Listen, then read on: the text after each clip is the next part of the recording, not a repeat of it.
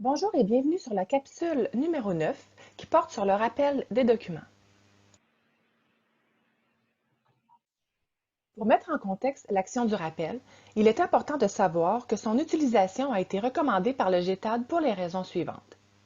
En raison du concept de renouvellement automatique, le rappel donne une marge de manœuvre supplémentaire aux institutions pour le retour de documents. Il y a une possibilité de proposer des frais de retard plus élevés pour inciter l'usager à rendre le document rapidement.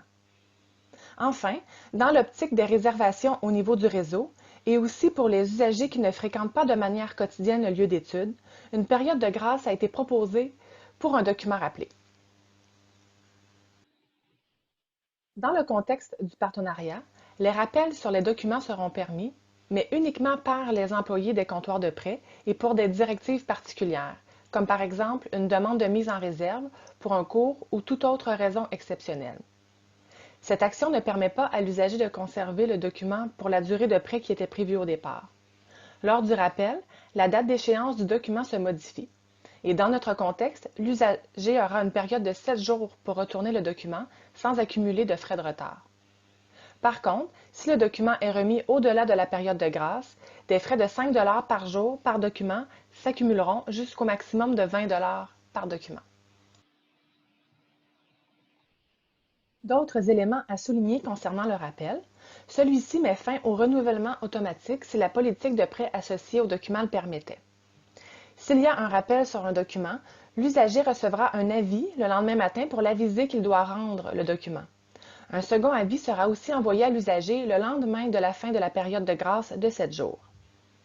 Et 14 jours après le rappel, si l'usager n'a toujours pas remis le document, son dossier sera bloqué pour toute autre action reliée au dossier.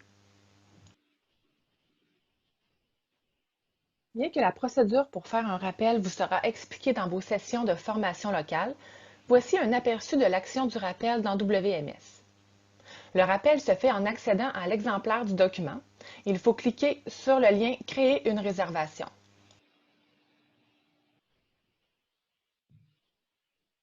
Ensuite, dans la fenêtre qui apparaîtra, il faut cocher la case « Rappeler le document de » et enregistrer les modifications. Au besoin, vous pouvez vous référer aux recommandations du GTAD suivantes: montant des frais de retard et des frais de rappel, période de prêt, rappel et renouvellement, et période de grâce pour les documents en retard et les documents rappelés. Je vous remercie de votre attention et vous propose de poursuivre avec la prochaine capsule qui concerne les retours des documents au sein du partenariat. Si vous avez des questions pour le GTAD, n'hésitez pas à les poser par l'entremise de votre coordonnateur local ou sur Slack sur le canal WMS Circulation. Merci.